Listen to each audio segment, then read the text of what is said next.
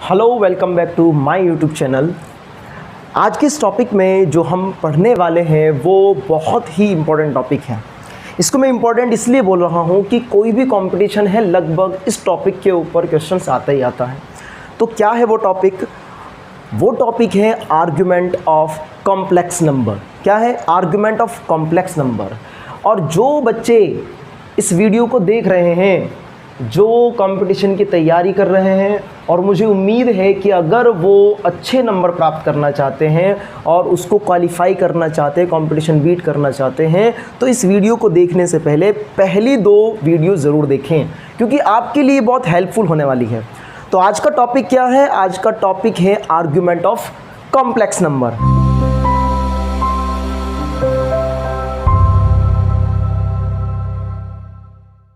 अच्छा, argument of complex number को शुरू करने से पहले मैं आपसे एक सवाल पूछता हूं कि क्या आपने थोड़ी बहुत ट्रिग्नोमेट्री, त्रिकोणमिति पढ़ी हुई है? और अगर नहीं पढ़ी है तो तब भी आप टेंशन ना लें, सिर्फ और सिर्फ आर्गुमेंट निकालने के लिए आपको 2-3 बातों का ध्यान रखना है। वो क्या है बेटा कि जो tan की वैल्यू होती है, जैसे आप जानते हो tan 0 डिग्री की वैल्यू 0 होती है। आप जानते हैं tan 30 की वैल्यू 1/√3 होती है। tan 45 डिग्री की वैल्यू 1 होती है, और tan 60 डिग्री की वैल्यू √3, और tan 90 डिग्री की वैल्यू होती है इन्फिनिटी। ओके, तो ये आपको इतनी वैल्यूज़ याद होनी चाहिए अगर आप आर्ग्यूमेंट को सही तरीके से सीखना चाहते हैं। आर्ग्यूमेंट में बहुत ज़्यादा कन्फ्यूज़न होता है। कुछ बच्चे आर्ग्यूमेंट सही निकाल पाते हैं, लेकिन कुछ बच्चे आर्ग्यूमेंट निकालने में भी गड़बड़ करते हैं, और जो मैं आपको तरीका बताऊंगा उससे आर्ग्यूमेंट हमेशा 100% सही आएगा। तो tan 90 डिग्री की वैल्यू इनफाइनाइट होती है, तो क्या ये वैल्यूज़ आप याद रख सकते हैं? अरे त्रिकोणमिति, ट्रिग्नोमेट्री आपने अच्छे से पढ़ी हुई है, और ट्रिग्नोमेट्री में केवल आपको इसकी वैल्यूज़ की ज़रूरत पड़ेगी। और ये बात याद रखना बेटा, 30 डिग्री, 45 डिग्री, 60 डिग्री, इनको आपको रेडियन के टर्म्स में भी पता होना चाहिए। 30 डिग्री को रेडियन के टर्म्स में π/6 बोलते हैं, और 45 डिग्री को π/4 कहेंगे, 60 डिग्री को π/3 बोलेंगे, और 90 डिग्री को π/2, मतलब 180 डिग्री हो जाएगा पाई।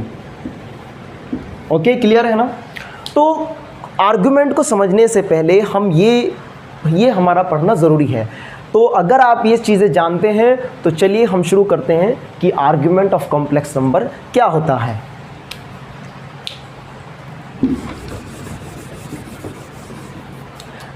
तो आर्गुमेंट ऑफ कॉम्प्लेक्स नंबर को पढ़ने से पहले मैं आपको इसे डिटेल में समझाता हूं कि आर्गुमेंट होता क्या है।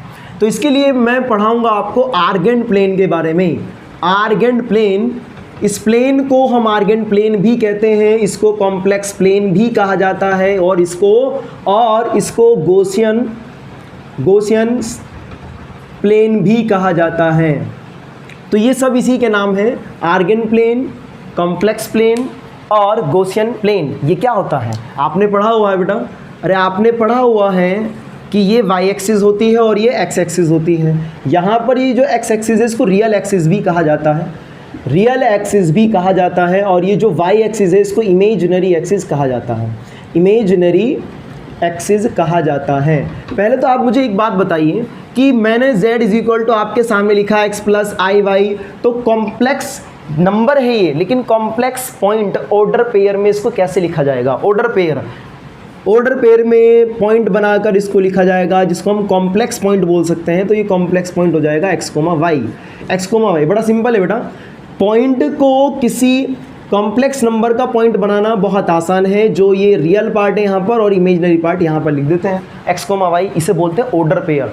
तो ऑर्डर पेयर में किसी भी कॉम्प्लेक्स नंबर को इसी तरीके से लिखा जा सकता है। अब मैं आपको समझाता हूँ कि ये आपका आर्गुमेंट क्या होता है, और आर्गुमेंट से पहले आपने मॉड्यूलस पढ़ा था। यहाँ आपको मॉड्यूलस भी सिखाया जाएगा कि मॉड्यूलस क्या होता है एक्चुअल में।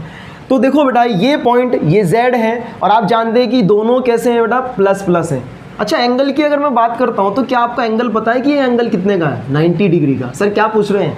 90 डिग्री का एंगल। अरे पता है मुझे कि आप लोगों को पता है कि ये 90 है, ये 180 हो जाएगा, यहाँ से यहाँ तक 270 और 360 हो जाएगा, तो ये आपको पता है।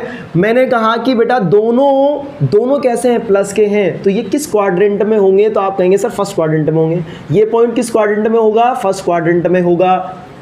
अरे कॉम्प्लेक्स पॉइंट को आप रिप्रेजेंट कर सकते हैं ना, क्योंकि इस क्वाड्रेंट में दोनों प्लस होते हैं, इस क्वाड्रेंट में ये माइनस होता है, ये प्लस होता है, थर्ड में दोनों माइनस होते हैं, और इसमें होगा प्लस और माइनस, प्लस और माइनस।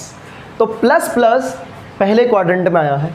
ये क्या होता है, इसका ओरिजिन होता है, सभी जानते हैं, दिस इज ओरिजिन। ओरिजिन को अगर इस पॉइंट से मिला दिया जाए, ओरिजिन को अगर कॉम्प्लेक्स पॉइंट से मिला दिया जाए तो यही होता है मॉड्यूलस, इसी को बोलते हैं मॉड्यूलस।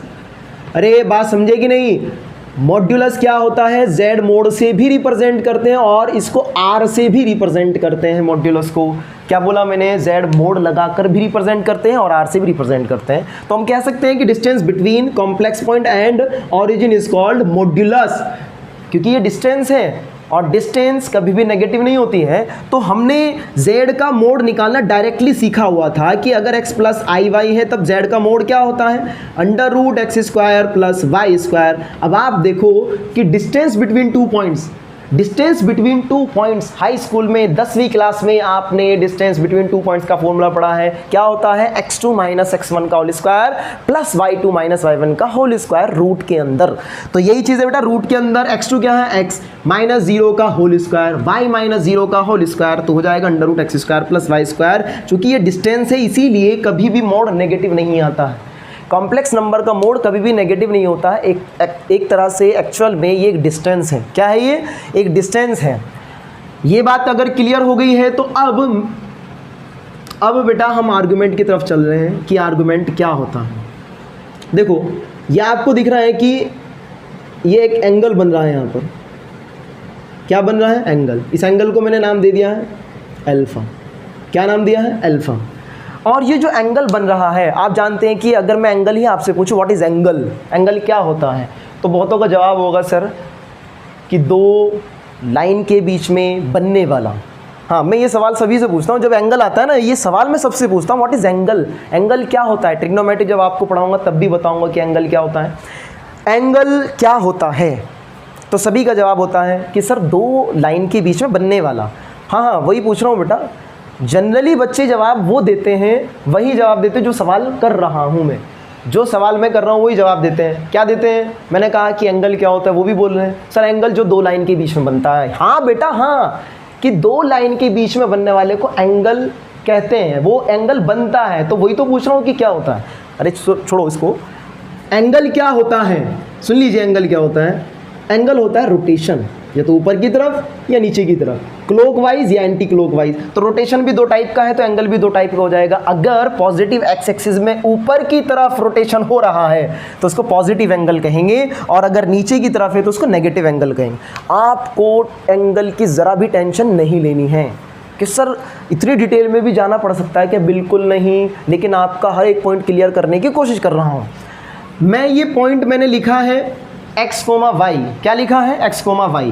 अब ये बताइए कि जो ये पॉइंट लिखा गया है, तो अगर यहाँ से मैं एक परपेंडिकुलर ड्रॉ कर देता हूँ, क्या ड्रॉ कर देता हूँ, एक परपेंडिकुलर, तो यहाँ से यहाँ तक की डिस्टेंस बताइए। अरे लगाओ कॉमन सेंस, क्या होगी, अरे x ही होगी ना।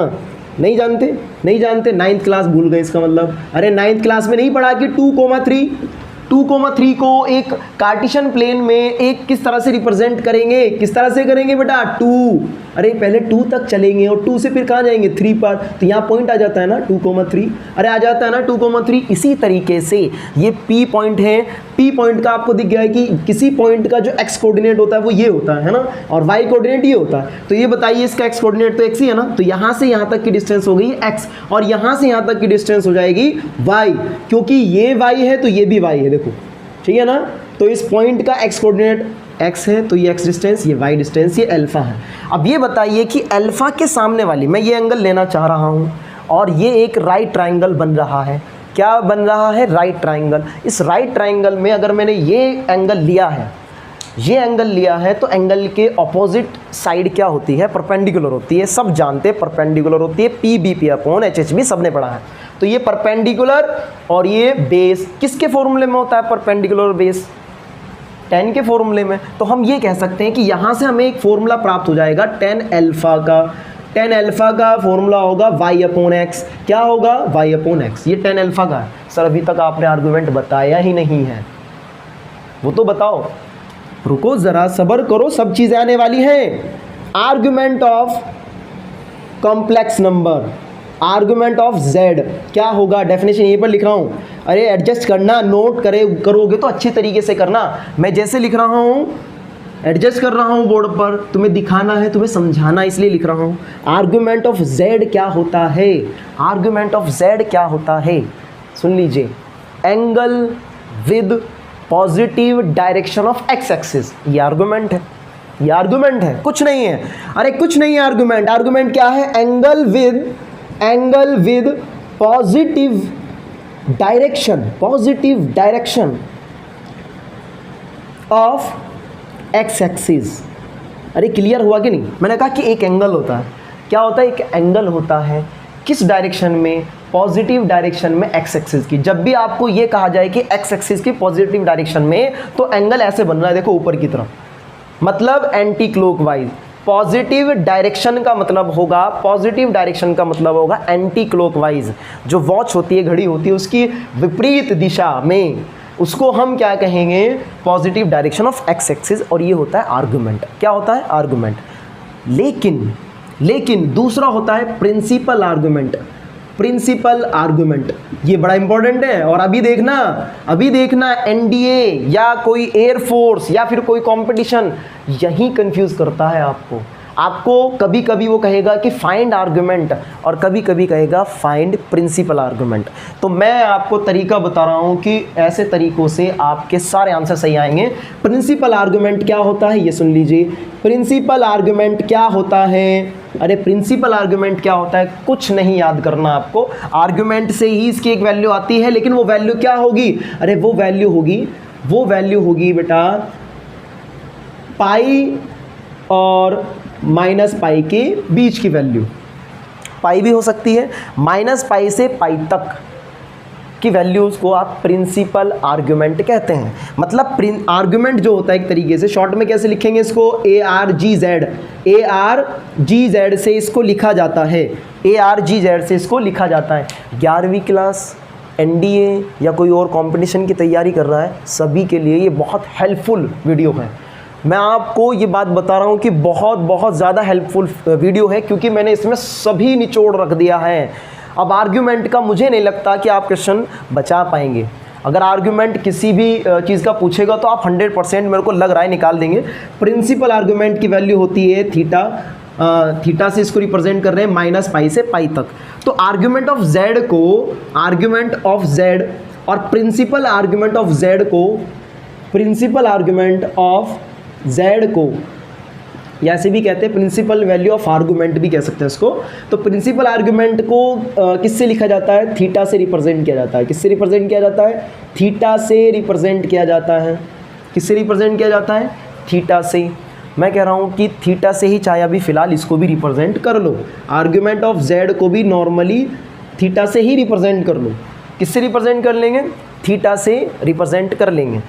और बस नाम पर ध्यान देंगे। अगर आर्गुमेंट पूछ रहा है तो तब कैसे करेंगे, प्रिंसिपल आर्गुमेंट पूछ रहा है तो तब कैसे करेंगे। मैं आपको एक छोटी सी बात बता रहा हूँ। आर्गुमेंट तो बहुत ज़्यादा होते हैं, 360 से भी ज़्यादा का एंगल बन जाता है आर्गुमेंट में। एक जनरल आर्गुमेंट की बात करें तो जनरल आर्गुमेंट की वैल्यू होती है 2n पाई प्लस पाई। लेकिन आपको सोचना नहीं है ज़्यादा, आपको सोचना नहीं है। 2n पाई प्लस थीटा क्या होती है? 2n पाई से भी ज़्यादा हो सकती है। तो मैं ये कहना चाह रहा हूँ बेटा, जो आर्गुमेंट है, आर्गुमेंट की वैल्यू फ़िलहाल के तौर पर ऐसे याद कर लो कि 0 से पाई 2 पाई के बीच में 360। 2 पाई क्या होता है? 360। 0 से 360 के बीच में हम वैल्यू निकालते हैं आर्गुमेंट की। अब वो कैसे निकलेगी? क्वाड्रेंट का पता करके। क्वाड्रेंट पता कर सकते हैं हम साइन से। साइन कहाँ से पता चलेंगे? कॉम्प्लेक्स नंबर से। और ये किस तरह से क्लियर होगा कि सर पूरा आर्गुमेंट कैसा आएगा? ये क्लियर होगा आपका क्वेश्चन से। रुको ज़रा बेटा, सब्र करो, अभी क्वेश्चन नहीं आया। जब क्वेश्चन आएगा तो देखना ये सारी चीज़ें क्लियर हो जाएगी। तो अगर वो पहला क्वाड्रेंट है, कौन सा क्वाड्रेंट है? पहला, मैं आर्गुमेंट की बात कर रहा हूँ। किसकी बात कर रहा हूँ? अगर वो फर्स्ट क्वाड्रेंट है तो जो आर्गुमेंट है, आर्गुमेंट ऑफ z वो होगा, आर्गुमेंट ऑफ z क्या हो जाएगा? जो अल्फा आएगा वही है आर्गुमेंट ऑफ z, अगर वो फर्स्ट क्वाड्रेंट है। अगर वो सेकंड क्वाड्रेंट है तब आर्गुमेंट ऑफ z हो जाएगा 180 माइनस अल्फा, 180 माइनस अल्फा। अगर थर्ड क्वाड्रेंट है तो आर्गुमेंट ऑफ z हो जाएगा, आर्गुमेंट ऑफ z हो जाएगा 180 प्लस अल्फा, प्लस अल्फा। और यहाँ पर आर्गुमेंट ऑफ z हो जाएगा, अगर फोर्थ क्वाड्रेंट है तो 2 पाई। अच्छा, इस 180 को मैं पाई लिख लेता हूँ, पाई के टर्म्स में लिख लेते हैं इसको, पाई, इसको भी क्या लिख लेते हैं? पाई, ठीक है ना। Pi minus alpha, pi plus alpha और 2 पाई माइनस अल्फा, ये होता है आर्गुमेंट। सिंपल आर्गुमेंट की बात कर रहा हूँ, सिंपल आर्गुमेंट की। इसके लिए आपको अल्फा निकालना पड़ेगा और अल्फा निकलेगा इस फॉर्मूले से ही, लेकिन यहाँ पर आपको इसमें मोड भी लगाना है। क्या लगाना है? मोड लगाना है, ठीक है। अब आपको ये पता चल गया किस क्वाड्रेंट में आर्गुमेंट क्या होता है। मैं बात कर रहा हूँ प्रिंसिपल आर्गुमेंट की, प्रिंसिपल, शॉर्ट में लिख देता हूँ प्रिंसिपल आर्गुमेंट की। तो प्रिंसिपल आर्गुमेंट अगर फर्स्ट क्वाड्रेंट है तो प्रिंसिपल आर्गुमेंट PA, समझ जाना, PA का मतलब है प्रिंसिपल आर्गुमेंट, तो वो अल्फा के ही इक्वल होता है। इसका मतलब अगर फर्स्ट क्वाड्रेंट है तो नॉर्मल आर्गुमेंट या प्रिंसिपल आर्गुमेंट दोनों सेम होते हैं, अगर पहला क्वाड्रेंट है। दूसरा क्वाड्रेंट है तो इसमें भी प्रिंसिपल आर्गुमेंट और आर्गुमेंट नॉर्मल वाला भी दोनों सेम होते हैं। लेकिन जैसे थर्ड क्वाड्रेंट में आते हैं तो यहाँ प्रिंसिपल आर्गुमेंट PA, ध्यान से नोट करना। देखो आपको लग रहा होगा सर खिचड़ी बना दी, नहीं बनाई खिचड़ी, एक एक पॉइंट आपको समझा रहा हूँ। आर्गुमेंट ऑफ z को हेडिंग डालकर अच्छे से नोट कर लेना, समझ लेना, फिर उसके बाद इसका ये हेडिंग डाल लेना, फिर इसको लिख लेना कि क्या होता है। और ये जो सारी चीज़ें ये तो एक डायग्राम में है, एक इस आर्गेन प्लेन में मैं समझा रहा हूँ कैसे मॉड्यूलस आया है अल्फा। आपको अगर ये डायग्राम भी भूल गए तो भी काम चल जाएगा, लेकिन आपको क्वाड्रेंट तो पता कर ही सकते हो कि कौन किस क्वाड्रेंट में है, उसी के अकॉर्डिंग प्रिंसिपल आर्गुमेंट। और यहाँ प्रिंसिपल आर्गुमेंट होगा इसका उल्टा। देखो यहाँ ध्यान से देखो, ये क्या है? पाई माइनस अल्फा, ये क्या है? अल्फा। तो ये जो है ना प्रिंसिपल आर्गुमेंट के लिए ये लाइन मिरर का काम करती है। मिरर, अरे मिरर का काम, दर्पण का काम। दर्पण में क्या होता है? आपका हाथ सीधा उल्टा दिखाई देता है, तो वही चीज़ यहाँ पर है, साइन चेंज हो जाएंगे। प्रिंसिपल आर्गुमेंट क्या है? Pi minus alpha. यहाँ प्रिंसिपल आर्गुमेंट हो जाएगा अल्फा माइनस पाई। उल्टा कर दो, प्लस वाला माइनस और माइनस वाला प्लस, तो माइनस अल्फा देखो यहाँ प्लस अल्फा है और पाई प्लस है, तो ये कैसा है? माइनस का पाई। क्लियर हुआ ना? 100% क्लियर होगा। अब ये देखिए, अगर ये वाला है तो इसका मिरर क्या होगा? अरे ये प्रिंसिपल आर्गुमेंट, यहाँ क्या हो जाएगा? प्रिंसिपल आर्गुमेंट हो जाएगा माइनस अल्फा, माइनस अल्फा। क्या इतनी बात आप याद रख सकते हैं किस क्वाड्रेंट में क्या होगा? तो इस प्रिंसिपल आर्गुमेंट को थीटा बोल रहे हैं हम, क्या बोल रहे हैं? तो यहाँ थीटा भी कह सकते हैं कि थीटा की वैल्यू अल्फा आ गई, थीटा की वैल्यू पाई माइनस अल्फा आ गई है, थीटा की वैल्यू अल्फा माइनस पाई आ गई है, अल्फा माइनस पाई आ गई है, ठीक है ना, अल्फा माइनस पाई, ठीक है। तो ये चीज़ें हैं बेटा, इन चीज़ों को आप अच्छे से नोट कर लो और मैं तो मिटाने जा रहा हूँ। कभी ये कहो कि सर रुके नहीं, क्यों रुकूँ? आपके हाथ में मुझे रोकना, आधा घंटा रोक लो, अरे आधा घंटा रोक लो और अच्छे से नोट कर लो। एक बार हट जाता हूँ, ये लो नोट करो, वीडियो को पॉज करो, रोको, नोट करो, ओके। चलिए अब नेक्स्ट आपको डायग्राम पता चल गया है। चलिए डायग्राम पता चल गया तो tan अल्फा की वैल्यू हमें पता चल गई है। tan अल्फा की वैल्यू क्या होती है फिर से लिख देता हूँ मैं। अगर आपको पता है कि if z is equal to X plus I Y है तो मोड तो आपको पता ही है, tan अल्फा की वैल्यू हो जाएगी tan alpha is equal to होगा y अपॉन एक्स। क्या हो जाएगा? y upon X. तो अब आपको क्या करना है? सबसे पहले अल्फा की वैल्यू निकालनी है बस आपको। जब भी आपसे आर्गुमेंट पूछा जाए तब आपको सबसे पहले निकालना है अल्फा। क्या निकालना है? अल्फा, ठीक है। सर क्या इसमें एमएस पॉइंट कुछ एमएस रिजल्ट बता सकते हो? क्यों नहीं बताएंगे? बताएंगे, जो आपका समय भी बचाएंगे और आपके क्वेश्चन को आसान भी करेंगे। चलिए, समय और क्वेश्चन को आसान। बेटा याद रखो, तैयारी अच्छे से करो। खिलाड़ी बनना है मैथ में। क्या बनना है? मैथ का खिलाड़ी बनना है। और मैथ का खिलाड़ी अगर बनना है ना, आपको पता है खिलाड़ी बनने के लिए खेलना ज़रूर पड़ता है। खिलाड़ी बनने के लिए क्या करना पड़ेगा? खेलना पड़ेगा। लेकिन अच्छा खिलाड़ी बनने के लिए अच्छा खेलना पड़ेगा। सिर्फ मैथ से खेलना नहीं है, अच्छा खेलना है। हमें मैथ को पढ़ना नहीं है, मैथ को सीखना है। क्या करना है? मैथ को सीखना है। चलिए, z is equal to X plus I Y, tan alpha की वैल्यू ये होती है सर, बहुत सिंपल है। ये मोड किस लिए लगाया गया है? मोड इसलिए लगाया गया है कि अगर यहाँ वैल्यू नेगेटिव आ रही है लेकिन हम उसकी वैल्यू को पॉजिटिव ही लेंगे। क्या लेंगे? पॉजिटिव लेंगे, तो हमसे टेन अल्फा की वैल्यू, अल्फा की वैल्यू निकल आएगी। क्या निकल आएगी? अल्फा की वैल्यू। 4 क्वाड्रेंट हमने पढ़े थे, प्रिंसिपल आर्गुमेंट और नॉर्मल आर्गुमेंट। तो सबसे पहले मैं आपसे ये कह रहा हूँ कि फाइंड, क्वेश्चन ले लेते हैं, चलो find argument and principal argument. जो अभी मैं क्वेश्चन दे रहा हूँ उसमें मैं दोनों चीज़ कह रहा हूँ, प्रिंसिपल आर्गुमेंट भी कह रहा हूँ, प्रिंसिपल आर्गुमेंट भी कह रहा हूँ, और नॉर्मल वाला आर्गुमेंट भी निकालना है। क्वेश्चन में पहला पार्ट है 1 प्लस आई। क्या है? 1 प्लस आई।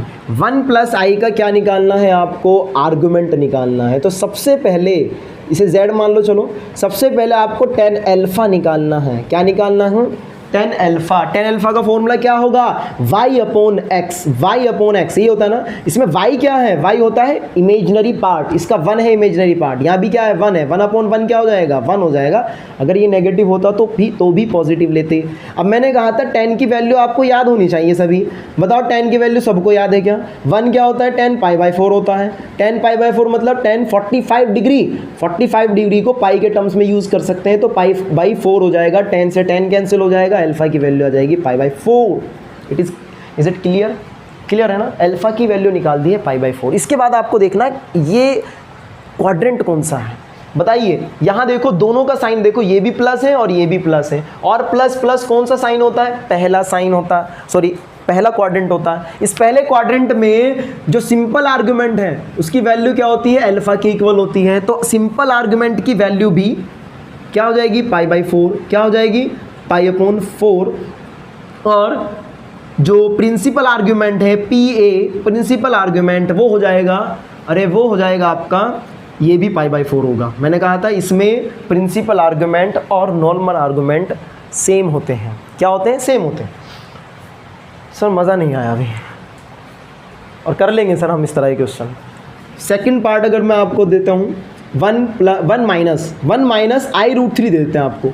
100% आप निकाल दोगे इसका आर्गुमेंट निकाल दोगे आप इसका, क्योंकि आप जानते हो कि ये क्वाड्रेंट कौन सा है? Plus minus. चलो करके दिखाते हैं आपको, ये भी करके दिखाते हैं। तो z की वैल्यू ये क्या है? 1 माइनस i√3। टेन अल्फा की वैल्यू क्या हो जाएगी? जल्दी से बोलो, -√3 अपॉन 1। लेकिन मोड लगा हुआ है तो √3 आ जाएगा पॉजिटिव क्या आ जाएगा? √3 आ जाएगा। और ये 10 में किसकी वैल्यू है? 10 60 डिग्री की। 10 60 को क्या लिखते हैं? π/3। अरे क्या लिखते हैं? π/3। ये हो जाएगा कैंसिल, अल्फा की वैल्यू आ जाएगी π/3। अब बात करो कि ये क्वाड्रेंट कौन सा है? क्वाड्रेंट है सेकंड में नॉर्मल आर्गुमेंट की अगर बात करते हैं तो नॉर्मल आर्गुमेंट भी क्या होता है? अरे बोलो क्या होता है? अरे बोलो ना यार। पाई माइनस अल्फा की वैल्यू है π/3, और 3 में से 1 गया तो 2π/3। ये आ गया आपका आर्गुमेंट नॉर्मल। लेकिन ये बताइए कि इसमें प्रिंसिपल आर्गुमेंट भी तो ये होता है, पाई माइनस अल्फा। तो इसका मतलब इसका आंसर भी कितना आएगा? 2π/3 आ जाएगा। ठीक है, अभी मज़ा नहीं आया, अब देखेंगे। अब मैं आपको क्वेश्चन दूंगा NDA 2013 का क्वेश्चन। NDA 2013 का क्वेश्चन है, ये 2013 में आया है। उसने क्या कहा? 2013 में आर्गुमेंट निकालो, फाइंड आर्गुमेंट ऑफ -1 - i। और यही क्वेश्चन आया है 2018 में। इसमें क्या कहा था? इसने बोला है find principal argument of -1 - i। एक क्वेश्चन के दो रूप। 2018 में जब ये क्वेश्चन आया तो इसमें पूछा प्रिंसिपल आर्गुमेंट। जिसको प्रिंसिपल आर्गुमेंट और आर्गुमेंट निकालना नहीं आता था, नॉर्मल आर्गुमेंट, तो वो बहुत ज़्यादा गलतियां करते थे। अब प्रिंसिपल आर्गुमेंट निकालेंगे तो आंसर अलग आएगा। कुछ में सेम था और उनको कॉन्फिडेंट ये था कि नहीं सेम ही आते होंगे और दोनों एक ही चीज़ होते होंगे। लेकिन अब देखना 2013 का क्वेश्चन करते हैं अभी। z इज इक्वल टू, इसमें क्या निकालना था? आर्गुमेंट निकालना है -1 - i। आप जानते हो इससे पहले क्या निकालेंगे? टेन अल्फा की वैल्यू होती है y अपॉन x, दोनों ही 1 1 है तो ये कैंसिल आउट होके 1 ही आ जाएगा tan अल्फा की वैल्यू। tan अल्फा और ये क्या है यहाँ पे tan π/4, ये कैंसिल हो गया तो अल्फा की वैल्यू π/4। क्या ये सभी को समझ में आ गया? अल्फा की वैल्यू क्या आई है? π/4 आई है। लेकिन इससे पहले ये तो पता करो कि ये कौन सा क्वाड्रेंट है। ये क्वाड्रेंट है आपका, कौन सा क्वाड्रेंट है? अरे बोलो, तीसरा क्वाड्रेंट है। और इसमें आर्गुमेंट की वैल्यू क्या होती है? आर्गुमेंट क्या होता है? आर्गुमेंट होता है, आर्गुमेंट क्या था? 180 यानी पाई प्लस अल्फा। तो अगर आर्गुमेंट निकालते हैं आर्गुमेंट ऑफ z तो वो आ जाएगी पाई प्लस π/4। कितना आ जाएगा? 4 और 1 5, 5 π/4। ये आंसर है इसका। कब आंसर है? जब 2013 के अकॉर्डिंग किया है। ठीक है, किसके अकॉर्डिंग किया है? 2013 के अकॉर्डिंग। मिटा देते हैं इसको। अब 2018 के अकॉर्डिंग करते हैं। अब आंसर क्या है? 5 π/4। अब करते हैं 2018 के अकॉर्डिंग। इसमें क्या पूछा है? Principal argument. बताओ प्रिंसिपल आर्गुमेंट क्या हो जाएगा? प्रिंसिपल आर्गुमेंट हो जाएगा, बोलो प्रिंसिपल आर्गुमेंट क्या होता था यहाँ? बोलो पाई माइनस अल्फा या alpha minus pi? Alpha minus pi होता है। यहाँ था पाई माइनस अल्फा, मैंने कहा था उसका उल्टा होता है प्रिंसिपल आर्गुमेंट। तो अल्फा माइनस पाई होगा, ठीक है ना? Alpha minus pi. अल्फा की वैल्यू क्या निकाली है? 5 π/4 और माइनस पाई, माइनस पाई तो कितना आ जाएगा? 4 LCM 5 π/4 4 पाई और माई अपॉन में 4, सही है ना? तो कितना आ गया? π/4। तो कितना आंसर चेंज हुआ? कितना आंसर चेंज हुआ है ना? π/4 कब आया? जब 2018 के अकॉर्डिंग किया। 2013 के अकॉर्डिंग किया तो इसका आंसर था 5 π/4। क्लियर हुआ कि नहीं? थोड़ा बहुत तो क्लियर हुआ। सर थोड़ा और करा दो। ठीक है, और कराते हैं, लेवल बढ़ाते हैं, लेवल बढ़ाते हैं। राउंड 2। अच्छा, एक क्वेश्चन आपके लिए, वीडियो को पॉज करके 2022 में, इसी साल आया है 2022 के पहले पेपर में ही, जो 2 पेपर होते हैं साल में, जो पहला पेपर है उसमें ये क्वेश्चन पूछा गया है। इसमें क्या पूछा है? Find principal argument. क्या पूछा है? Find principal argument. PA निकालना है। क्या निकालना है? PA of 1/1 + I। 2022 का है, देखो। Principal argument of 1/1 + I। याद करो मैंने आपको क्या कहा था कि अगर कॉम्प्लेक्स नंबर अपोन में आए तो आपको गुस्सा आना चाहिए, लेकिन गुस्से में मोबाइल मत फेंक देना, इसमें वीडियो देखनी है आपको। 1 + I बताओ क्या करेंगे? अपोन में है तो गुस्सा आया तो क्या करेंगे? इसको ख़त्म कर देंगे, मोबाइल को नहीं, 1 + I को। मतलब नीचे से कॉम्प्लेक्स नंबर को हटाना है, तो कॉम्प्लेक्स नंबर को हटाइए, रेशनलाइज करिए। 1 + I 1 - I से मल्टीप्लाई, 1 - I से डिवाइड, तो ऊपर क्या हो जाएगा? 1 - I। नीचे हमेशा एक फॉर्मूला लगता है 1² - I²। 1 - I और अपोन में 1 का स्क्वायर 1, I² क्या होगा? I² की वैल्यू -1 - +1 हो जाएगा, मतलब 1 - I/2 आ गया है। ये क्या है? ये एक तरह से Z ही मान लो, इसको Z मान लेते हैं। तो Z की वैल्यू आ गई 1 - I/2। अलग अलग के अपोन में लिखेंगे 1/2 1/2 I। ये आ गया। क्या अब निकालना है? सबसे पहले tan अल्फा। वीडियो को पॉज करके पहले खुद निकाला करो। तो tan अल्फा की वैल्यू क्या आ जाएगी? -1/2/1/2 मोड में ये कैंसिल आउट हो जाएगा, माइनस का 1 आएगा, लेकिन -1 मोड प्लस कर देगा इसको, तो tan अल्फा की वैल्यू, यहाँ से भी अल्फा की वैल्यू π/4 आ गई है, यहाँ से भी अल्फा की वैल्यू π/4 आ गई है। अब इस अल्फा की वैल्यू को क्वाड्रेंट के अकॉर्डिंग, ये प्लस है और ये माइनस है, ये प्लस है माइनस है, कौन सा क्वाड्रेंट होता है? Plus minus. दूसरे में प्रिंसिपल आर्गुमेंट की वैल्यू क्या होती है? प्रिंसिपल आर्गुमेंट थीटा बोल दो चाहे, तो ये हो गया पाई माइनस अल्फा। पाई है और अल्फा की वैल्यू π/4 है, 4 LCM आ जाएगा, तो 3 π/4 इज द राइट आंसर। सही है ना? इतना टाइम नहीं लगेगा। ये जो रेशनलाइज का मेथड है, यहाँ से यहाँ तक, जो बच्चा है वो यहाँ से यहाँ तक इसको मन में ही कैलकुलेट कर सकता है रेशनलाइज। उसके बाद जो भी है वो आप tan अल्फा का फॉर्मूला लगाकर आर्गुमेंट फाइंड कर देंगे, प्रिंसिपल आर्गुमेंट। ठीक है, थोड़ा और क्वेश्चन देता हूँ, चलो और एक और क्वेश्चन लेते हैं। चलो इस बार जो है ना 2014 का क्वेश्चन है, लेकिन लेवल थोड़ा सा इससे बढ़िया ही है, वो क्या है 1 प्लस आई और 2 प्लस आई और 3 माइनस आई। इसका आपको आर्गुमेंट फाइंड करना है, argument, note principal argument, principal argument नहीं, आर्गुमेंट फाइंड करना है। किसका? इसका। पॉज करो, रोको वीडियो को तुरंत और इसे क्वेश्चन का आंसर निकालो, आंसर निकालो। देखते हैं किस किस का आंसर आया, फिर मैच करके देखना। मैं कर देता हूँ, ठीक है। आधा घंटा हो गया। अरे आपकी बात कर रहा हूँ, मेरी नहीं, मैं तो करा रहा हूँ क्वेश्चन। 1 प्लस आई, 1 प्लस आई और ऊपर है 2 प्लस आई। साफ साफ दिख रहा है दोनों की मल्टीप्लाई, तो मल्टीप्लाई कर दो बेटा। तो क्या हो जाएगा 2 प्लस आई प्लस 3i हो जाएगा, ये 3i और प्लस आई स्क्वायर और नीचे 3 माइनस आई। लेकिन 3 माइनस आई का भी साथ के साथ में क्या कर देंगे, रेशनलाइज कर देंगे।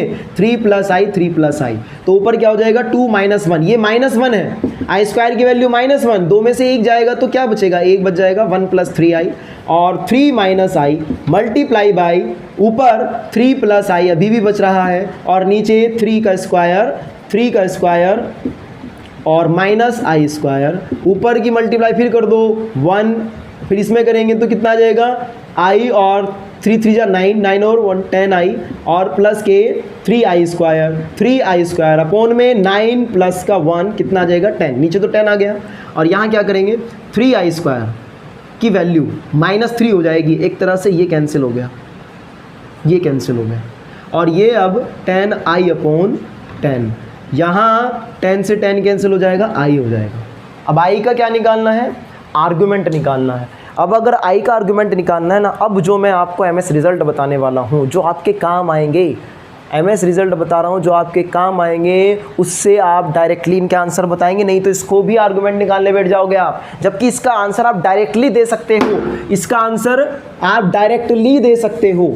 क्या देंगे सर, लो लिखवा देते हैं, MS रिज़ल्ट अब लिखवा ही देते हैं। सर बहुत हो गया, अब लिखवा दो, ठीक है लिखवाते हैं बेटा।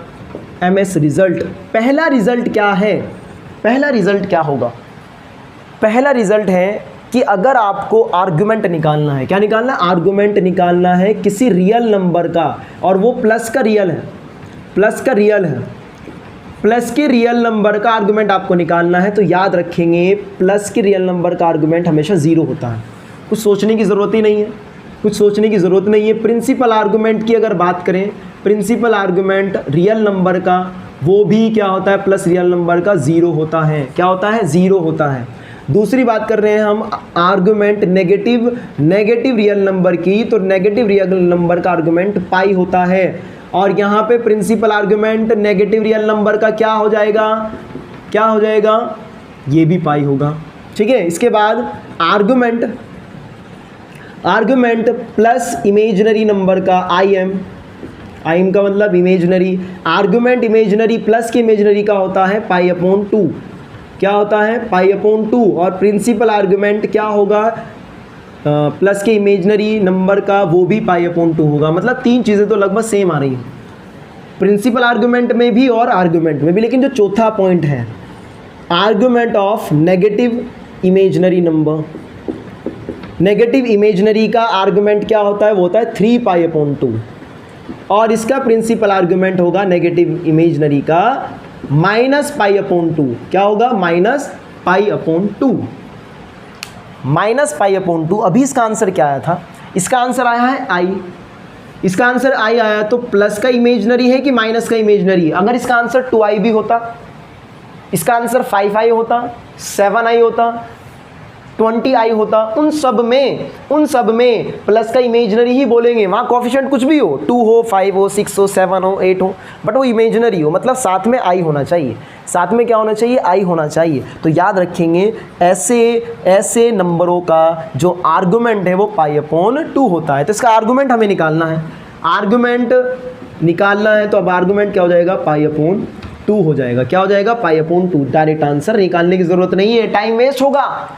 ये रिजल्ट इसीलिए तो बनाए हैं, ये पॉइंट इसीलिए तो बनाए हैं कि आपको टाइम न लगे। और अगर आपको अभी भी निकालना है तो फॉर्मूला लगाओ और आर्गुमेंट निकाल कर देख लो पाई अपॉन 2 ही आएगा। ठीक है, इन पॉइंट को नोट कर लेना, बहुत बहुत ज़्यादा इंपॉर्टेंट रिजल्ट है। अब देखना, अगर किसी का आंसर सपोज करो आपको वैसे ही क्वेश्चन दे देते हैं, देखो क्लियर हो जाएगा। मैंने कहा कि -3 का आर्गूमेंट बताओ या प्रिंसिपल आर्गूमेंट बताओ। -3 क्या है? -3 माइनस का रियल है, माइनस का रियल नंबर है। -3 क्या है? माइनस का रियल नंबर है। तो इस माइनस के रियल नंबर का आर्गूमेंट क्या होगा? डायरेक्ट लिखो, अरे डायरेक्ट लिखो इसका आर्गूमेंट, इसको z मान लो चाहे, तो इसका आर्गूमेंट हो जाएगा डायरेक्टली पाई हो जाएगा। प्रिंसिपल आर्गूमेंट भी क्या होगा? पाई हो जाएगा। समझ गए कि नहीं? नहीं समझे? अरे समझ में तो आ ही गया होगा 100%।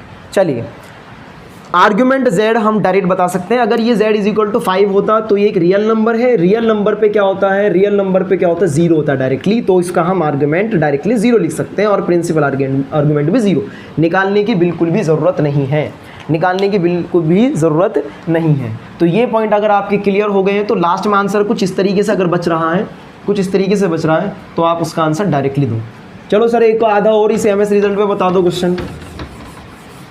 चलो भाई ठीक है बताते हैं, चलो ठीक है बताते हैं। अब 2022 का मैंने क्वेश्चन कराया, हम लेते हैं 2020 का क्वेश्चन। 2020 में आया था। इसमें भी आपको क्या निकालना है? आर्गूमेंट निकालना है। Argument of I1 minus I√3, 1 minus I√3, ये 2018 का क्वेश्चन है और इसमें आर्गूमेंट निकालना है। सिंपल आर्गूमेंट 1 + I√3, इसका आर्गूमेंट आपको निकालना। तो आर्गूमेंट निकालेंगे, खुद करेंगे, रेशनलाइज करेंगे। क्या करेंगे? रेशनलाइज करेंगे। अगर मैं डिग्री की बात करता हूँ, रेशनलाइज करके इसका आंसर आ जाएगा। आप निकालो, कमेंट करके बता देना, कमेंट करके बता देना कि आर्गूमेंट क्या आएगा। ये क्वेश्चन है आपका 2018 का। और अगर आप वीडियो को पॉज करके कर रहे हैं तो बताओ, ठीक है। चलिए मैं आपको एक क्वेश्चन कराता हूँ 2019 का, एक क्वेश्चन कराता हूँ 2019 का। 18 का नहीं था, सॉरी, ये 2020 का क्वेश्चन, 2020 का। और 2019 का क्वेश्चन क्या है? ये बहुत अच्छा क्वेश्चन है, ये बहुत अच्छा क्वेश्चन है। ये है 1 + 2i और अपॉन में 1 माइनस i का होल स्क्वायर। इसका आपको क्या निकालना है? इसका आपको निकालना है प्रिंसिपल आर्गूमेंट। क्या निकालना है? प्रिंसिपल आर्गूमेंट इसका फाइंड करना है। 1 + 2i अपॉन 1 माइनस i का होल स्क्वायर।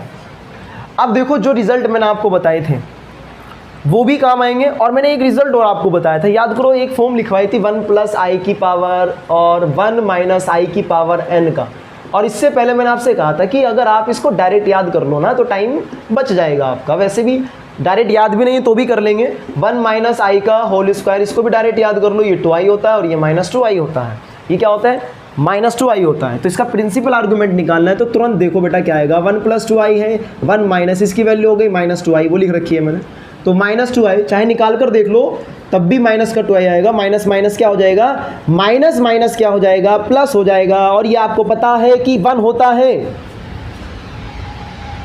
1 आया है। अब 1 क्या है? रियल है। 1 रियल है। पॉजिटिव रियल है कि नेगेटिव रियल है? पॉजिटिव रियल है। और पॉजिटिव रियल पर मैंने क्या वैल्यू बताई आपको? पॉजिटिव रियल पर बताई है कि इसका जो आर्गुमेंट है और प्रिंसिपल आर्गुमेंट 0 होता है डायरेक्टली। तो प्रिंसिपल आर्गुमेंट हो जाएगा इसका 0। लेकिन इसमें एक चीज़ और पूछी थी, मॉड्यूलस। इसमें एक चीज़ और पूछी थी, मॉड्यूलस भी पूछा था 2019 के इस क्वेश्चन में। मॉड्यूलस भी पूछा था कि मॉड्यूलस क्या है? 1 का मॉड्यूलस 1 होगा। ये बात आप याद रखेंगे, रियल नंबर कोई भी हो, पहली बात तो मॉड्यूलस नेगेटिव नहीं होता, मैंने आपको ये बताया था। और रियल नंबर का जो आप रियल है, रियल का आप मॉड्यूलस निकालना चाहते तो वो खुद होगा।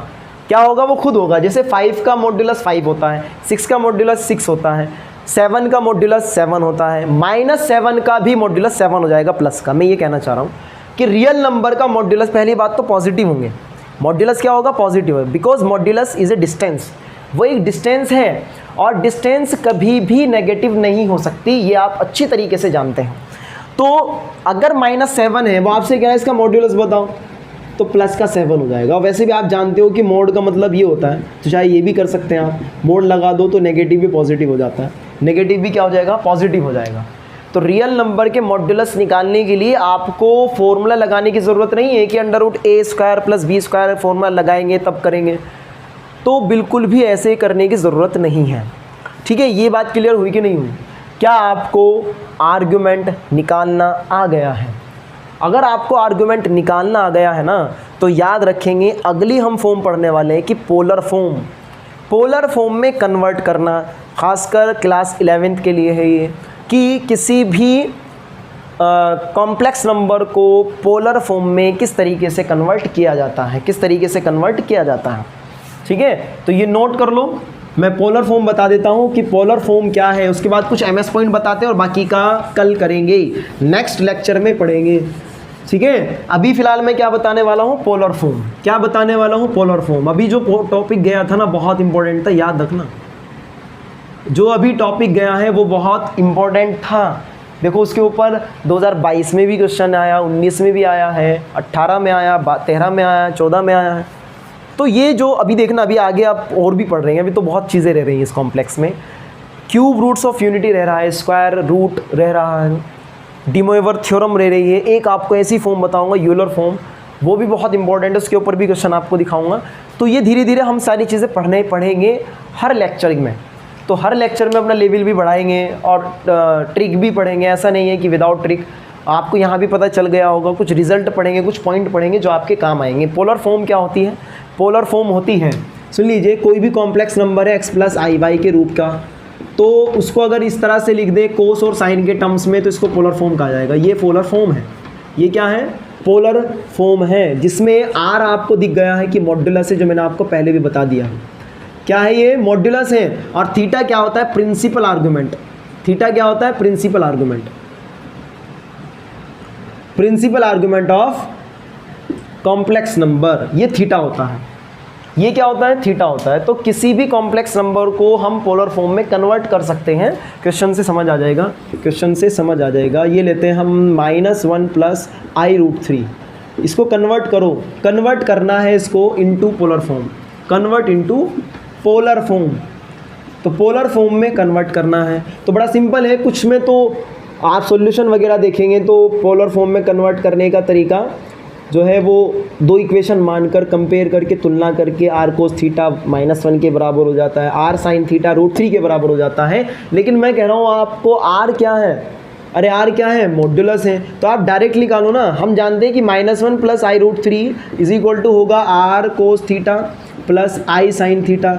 ये होता है इक्वेशन नंबर फर्स्ट है। तो बस हमें r की और थीटा की वैल्यू निकाल के यहाँ पे रखनी है। r क्या है? मॉड्यूलस है। तो मॉड्यूलस आप ऐसे निकाल दो ना डायरेक्टली। क्या होता है मॉड्यूलस? -1 का स्क्वायर + √3 का स्क्वायर। कितना हो जाएगा? 1 + 3, तो कितना आ गया बेटा? 4, 4 का 2 आ जाएगा। तो r की वैल्यू 2 आ गई है। r की वैल्यू 2 आ गई। ये थीटा क्या है? थीटा है प्रिंसिपल आर्गुमेंट। प्रिंसिपल आर्गुमेंट के लिए आपको क्वाड्रेंट ध्यान से देखने हैं। क्वाड्रेंट कौन सा है? ये माइनस है। और ये कौन सा क्वाड्रेंट है? प्लस है। तो माइनस प्लस कौन सा क्वाड्रेंट होता है? सेकंड क्वाड्रेंट होता है। कौन सा होता है? Second quadrant. सेकंड क्वाड्रेंट में सबसे पहले आपको निकालना है tan अल्फा। tan अल्फा की वैल्यू क्या होती है? y/x। क्या होती है? y/x का मोड। y क्या है यहाँ पर? √3। ये कितना है? -1।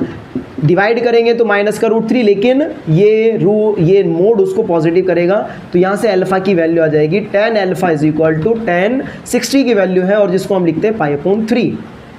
तो अल्फा की वैल्यू आ जाएगी π/3। π/3 अल्फा आ गया। लेकिन ये आपका थीटा नहीं है, ये आपका थीटा नहीं है, तो अल्फा की वैल्यू है। अब आपको प्रिंसिपल आर्गुमेंट निकालना है, because complex number lie in second quadrant, क्योंकि कॉम्प्लेक्स नंबर सेकंड क्वाड्रेंट में लाई कर रहा है। और इसी वजह से जो थीटा की वैल्यू है वो हो जाएगी π - अल्फा, क्योंकि सेकंड क्वाड्रेंट में π - अल्फा होती है। सेकंड क्वाड्रेंट में क्या होती है? π - अल्फा। पाई की वैल्यू क्या है? अरे पाई क्या होता है? पाई तो पाई है। मैं पाई की वैल्यू पूछ रहा हूँ, और आप भी देख रहे होंगे कि हाँ कुछ तो होती होगी। अरे पाई होगा भाई। अल्फा की वैल्यू क्या है? अल्फा की वैल्यू है -π/3, जो कि हमने अभी निकाली है। 3 में से 1 जाएगा, बचेगा 5। अरे सर क्या कह रहे हो? हाँ मुझे पता है, 2 बचेगा। क्या बचेगा? 2 बचेगा। मेरे को घटाना सिखा रहे हो? नहीं, मेरे को सिखा रहे हो? अरे मैं आपको सिखा रहा हूँ। क्लियर है ना? तो 2π/3, समझ रहे हो? समझ रहे हो ना? ठीक है, अगर समझ गए हैं तो अब हम ये वैल्यू को इसमें रख देंगे और आपका फाइनल आंसर आ गया। आपका फाइनल आंसर आ गया। आर की वैल्यू आ रहे हैं 2, आर क्या है 2 है, कोस थीटा, थीटा की वैल्यू क्या है कोस 2π/3 और प्लस आई साइन 2π/3। ये है आपकी पोलर फॉर्म, ये है आपकी पोलर फॉर्म और ये है आपका आंसर, ये है आपका आंसर। कुछ एमएस पॉइंट और लिखवा देता हूँ आपको, इसके बाद लेक्चर को ख़त्म करते हैं। वो भी किसके ऊपर है? आर्गुमेंट के ऊपर है। आपने लोग वाला एक चैप्टर पढ़ा होगा, लोग का भी एक चैप्टर है। कभी कहेंगे सर लोग का भी चैप्टर होता है क्या? हाँ होता है। लोग के बहुत इंपॉर्टेंट फॉर्मूले हैं जो आप इंटीग्रेशन में, डिफरेंशिएशन में और भी मतलब खासकर इंटीग्रेशन में तो बहुत ज़्यादा यूज़ होते हैं। तो वो फॉर्मूलों की तरह ही यहाँ पर कुछ पॉइंट हैं, कुछ प्रॉपर्टी है आर्गुमेंट की जो आपको याद कर लेनी है। तो अच्छा हो जाएगा अगर आप याद कर लें। इन प्रॉपर्टी को हम पॉइंट नाम दे देंगे, इन प्रॉपर्टी को हम क्या नाम दे देंगे? पॉइंट। अगर आर्गुमेंट z बार का है तो इसका मतलब होता है माइनस आर्गुमेंट z। मतलब एक तरह से ये बार हटता है, ऐसे हटा दो इसको, ये बार माइनस सा लग रहा है, इसको आगे लिख दो। लोग में भी कुछ इस तरह से ही था। देखो आर्गुमेंट z1 z2 ये दोनों मल्टीप्लाई में है और दोनों का आर्गुमेंट क्या होगा? ये प्लस में आ जाएंगे, argument z1 plus argument z2। तो लोग में भी तो ऐसे ही था ना, लोग mn में क्या होता था? लोग m प्लस लोग n। तो इसमें भी यही है। डिवाइड में है तो क्या होगा? आर्गुमेंट z1/z2, तो वही है बेटा जो लोग में था। डिवाइड में है तो आर्गुमेंट z1 माइनस आर्गुमेंट क्या हो जाएगा? z2 हो जाएगा। इसके बाद आर्गुमेंट ऐसे भी हो सकता है कि z1 यहाँ z2 पे बार है, z1 z2 पे बार है, तो इसका भी यही फॉर्मूला लगेगा जो डिवाइड का। Argument z1 minus argument z2, वहाँ बार नहीं है, यहाँ z2 पे बार था। ठीक है, एक होता है आर्गुमेंट z की पावर n, तो ये वही है जो लोग m की पावर n, और उसमें जो n था पावर वो शुरू में आ गया था, तो वो यहाँ पर है n आर्गुमेंट z।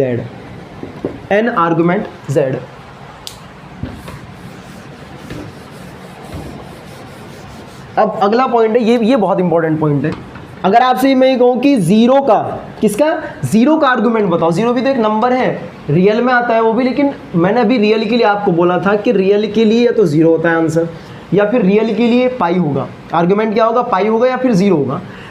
ये भी एक रियल है, लेकिन जीरो के लिए स्पेशली फॉर जीरो के लिए argument of zero is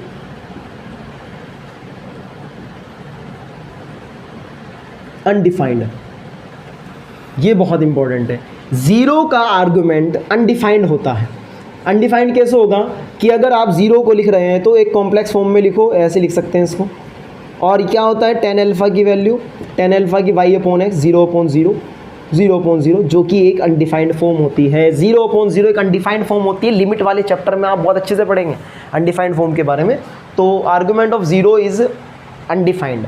zero का आर्गुमेंट एक अनडिफाइंड होता है। क्या होता है? अनडिफाइंड, जिसको हम डिफाइन नहीं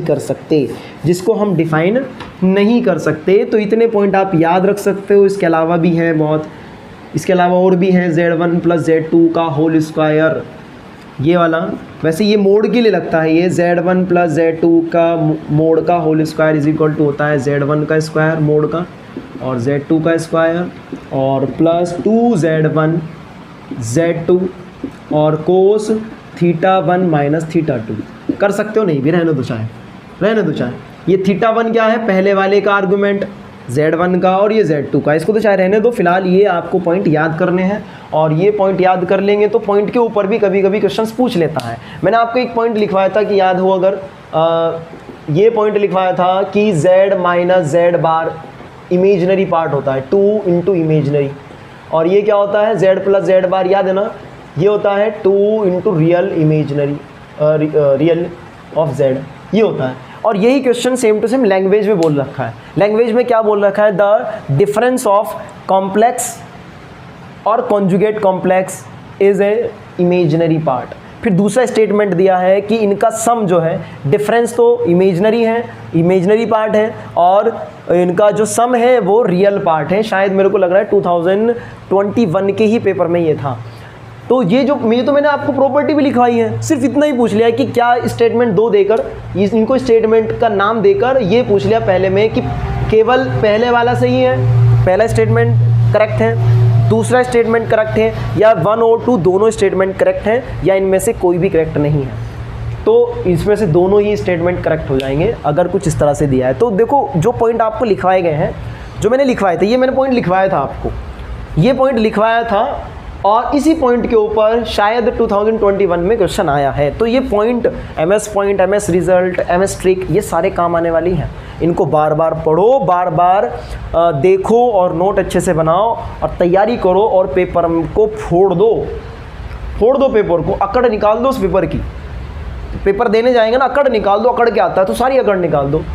ऐसा मत करना बस, क्योंकि वहाँ जाने के बाद कि सर पेपर आया समझ नहीं आ रहा सर, लो जी सर अकड़ निकाल दी है पेपर की, सर ने कहा था। ऐसा नहीं, अपनी तैयारी से उसकी अकड़ को तोड़ना है, ठीक है। तो कोई भी पेपर आपसे तो बड़ा नहीं हो सकता, तो मेहनत करो, दबाकर मेहनत करो। आज के लिए सिर्फ इतना ही रखेंगे लेक्चर में, और बाकी लेक्चर अगले लेक्चर में पढ़ाएंगे।